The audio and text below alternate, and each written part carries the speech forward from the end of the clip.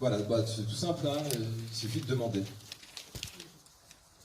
tout cas, c'est ce que Jésus résume assez bien. Et puis alors, pour ceux qui m'entendent régulièrement, je le dis très souvent, nous on a juste à accepter qu'un autre vienne nous aider. Et je passais du temps à table, trop longtemps d'ailleurs, cet après-midi, bon, c'est le repas de baptême, mais pour essayer de redire un peu cette logique de la vie chrétienne, pour les gens qui sont de racines chrétiennes comme nous, quoi, voilà, hein, on a reçu ça de nos parents, de nos grands-parents, et puis ça se perd un peu, ou une déception, ou une épreuve dans la vie fait qu'on se dit, bah, si Dieu était là, ça ne serait pas arrivé. Bon, bah, Jésus, lui, nous redit, en plus, il dit les choses un peu concrètement, il dit, vous qui êtes mauvais. Bon, c'est pas gentil, mais c'est tout à fait la réalité, c'est-à-dire que le bien est en nous si Dieu nous le donne, en tout cas, parce que Dieu seul est bon, hein, vraiment, Dieu seul est saint, nous on reçoit de lui, et il nous dit, bah, il vous suffit de demander, et si vous demandez, vous recevrez l'Esprit Saint. Et donc, ce que Dieu peut nous donner de meilleur, hein, c'est ce qui a été invoqué sur Éléanore ce matin, bah, c'est l'Esprit Saint. Et à chaque fois, je dis aux parents, bah, c'est un formidable cadeau que vous faites à votre enfant. Vous lui transmettez la grâce de l'Esprit, qui va aider votre enfant à faire des choix dans sa vie pour s'orienter du côté du bien. Mais le point source, c'est toujours ce don que Dieu nous a fait et pour lequel Dieu n'hésitera pas à nous le donner à condition que nous lui demandions. Alors Jésus, finalement, oriente cette prière du Notre Père sur une prière de demande. Donne-nous aujourd'hui notre pain, pardonne-nous, etc. C'est toujours une demande que nous faisons dans l'humilité, et puis c'est l'écho de la prière d'Abraham, puisque vous avez vu, il négocie. Alors, Sodome sera détruite, hein, vous n'êtes pas à la fin de l'histoire quand même. Hein. Alors, bon, je ne sais pas ce qui s'est passé, hein, ça se passe dans des temps très reculés, mais il semble-t-il que 5 justes suffisaient et Dieu ne les a pas trouvés. Bon, Sodome est une grande ville, hein, il y a toujours 5 justes dans nos villages, hein, enfin, ça j'espère hein, quand même, la preuve c'est que vous êtes déjà quand même un certain nombre. Bon, en tout cas l'histoire nous dit que Dieu n'a pas trouvé et que la ville a été détruite. En soi, détruite par le feu d'ailleurs, hein, c'est vraiment ce qui s'est passé. Et puis le feu qui a été détruit était sûrement celui de l'Esprit Saint aussi. Hein. Je me souvent rappelé qu'il n'y a qu'un seul feu en Dieu, c'est le feu de l'amour. C'est ce feu qui consume. Vous savez, ce matin, l'enfant baptisé, on dit qu'il s'est enflammé hein, par le baptême en recevant l'Esprit. Il s'est illuminé, si vous préférez. Mais c'est toujours la même lumière et le même feu qui conduit, qui purifie, qui sanctifie et qui nous rend bons si nous sommes mélangés. Si nous sommes mélangés, voilà. Alors, de fait, le feu qui a brûlé la ville, peut-être était-ce un feu purifiant. Vous savez, le grand travail du prêtre, c'est dans l'Écriture, de relever ce qui est positif. C'est pas de nous enfoncer en disant bah, ouais, quand même, convertissez-vous, sinon le feu va tomber. Quoi. On n'est pas une secte. On est là pour dire aux gens, mais la lumière peut encore se rallumer à condition d'ouvrir la porte. Qui frappe, on entrera. On ouvrira. Il faut demander. Et Dieu donnera la lumière dont nous avons besoin. Donc la difficulté n'est pas dans nos épreuves, ce que me disait François à table, voilà, en ayant perdu sa maman jeune, je me disais de fait, Dieu ne nous a pas dit que le chemin serait une réussite à l'échelle humaine.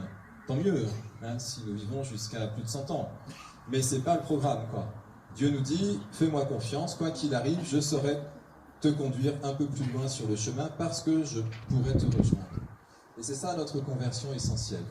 Donc ça s'appelle dans l'écriture de Saint Paul, que vous avez entendu, l'épître aux Colossiens, vous avez été mis au tombeau avec le Christ.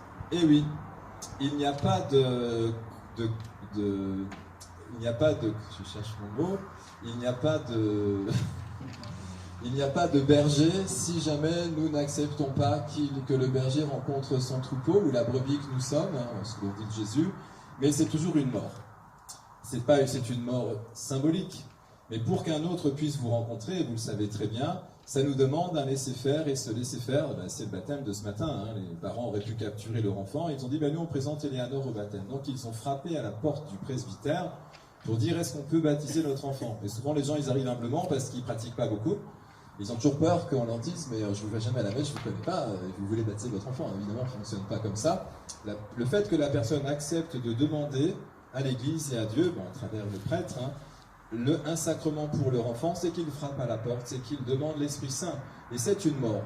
C'est en tout cas une désappropriation dans le sens stérile du terme. Ce que je m'approprie, je le perdrai. Ce que je sacrifie, je le reçois au centuple. C'est ça le message chrétien. Hein. La fécondité qui est proposée dans le feu de l'Esprit, c'est une lumière au-delà de ce monde, hein, mais que nous vivons et que nous portons dans notre cœur. Mais pour cela, saint Paul insiste, vous avez été mis au tombeau et vous êtes ressuscité avec lui par la foi.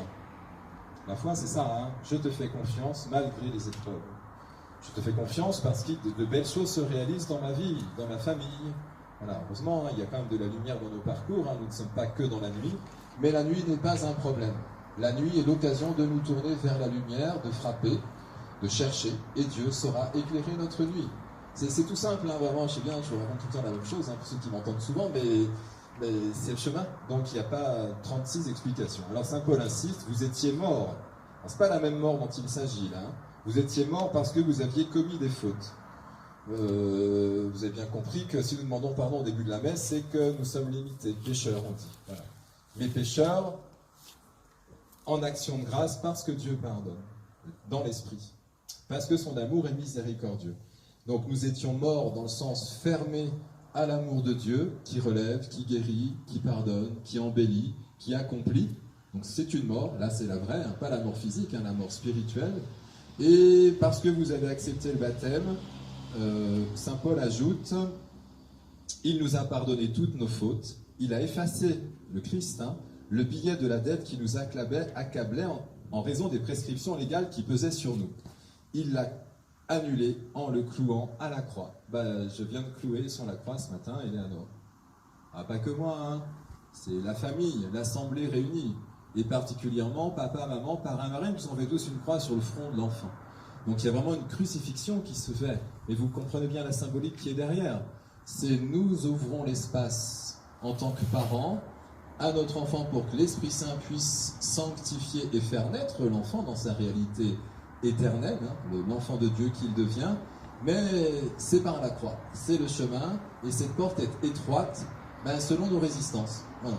Celui qui ne veut pas faire confiance, de fait, va se retrouver dans une posture stérile pour l'obliger ou l'inviter en tout cas à laisser l'esprit l'embellir et accomplir sa vie. Alors saint Paul nous dit que les prescriptions légales de la loi, je vais terminer par ça, c'est pas très compliqué, hein. La loi, elle vous dit ce que vous pouvez faire et ne pas faire. Bon, quand on a cet âge-là, très bien. Saute pas de la rambarde, tu vas te casser une jambe, on veille sur les enfants. Mais la loi, elle est le langage des petits. Mais à un moment donné, la loi elle va vous dire ne tue pas, ne vole pas, ne prends pas à ton voisin ce qui ne t'appartient pas. Bon, bref, si vous comprenez bien, hein, c'est qu'au lieu de recevoir, vous prenez. Donc la prédation n'est pas bonne. Enfin, ça, on n'a pas besoin d'aller à l'église pour le comprendre. Alors, après, chacun gère, hein, mais disons, je crois que c'est pas la bonne voie, ça, on en est tous à peu près convaincus. Mais en même temps, saint Paul dira la loi, finalement, elle ne fait que nous dire ce que nous n'avons pas fait de bien. Donc ça génère quoi? De la culpabilité. Il y a toute une génération de chrétiens qui ont vécu là-dedans quand même. Hein. Si fais attention, Dieu te surveille, ou je sais pas ce que vous avez entendu dans votre jeunesse, hein, mais en tout cas un Dieu qui est un peu punisseur, quoi, celui qui va un peu nous rétribuer. Bon, il n'existe pas ce Dieu-là, hein, je vous rassure. En tout cas, c'est pas celui qu'on m'a appris. Du coup, nous, on voit notre limite et le fait, dira saint Paul, le bien que je voudrais faire, je ne le fais pas, et le mal que je ne voudrais pas faire, je le fais. Saint Paul, hein, dit ça. Et le monsieur avec qui je discutais cet après-midi, il me disait un peu la même chose. Il me disait, alors je ne sais plus les proportions, mais j'ai 75% de bien et 25% où il me dit je suis méchant. Alors je ne sais pas ce que ça veut dire d'être méchant, mais il avait très conscience d'être dans son travail, notamment dans sa vie professionnelle, exigeant et un peu intransigeant et trop. Il le sentait comme ça. Donc il a au moins l'honnêteté de dire moi je suis mélangé. Voilà. Mais c'est ça qui ouvre la porte. C'est ça qui nous permet de frapper et de nous tourner vers Dieu. C'est pas facile de reconnaître qu'on est pécheur. Et pourtant, vous le savez, je le dis souvent, Jésus n'a appelé que les pécheurs et les malades. Donc nous, on reconnaît nos limites et qu'on n'arrive pas bien à observer les commandements. Bon, on essaie quand même, hein, mais bon, on n'y arrive pas bien.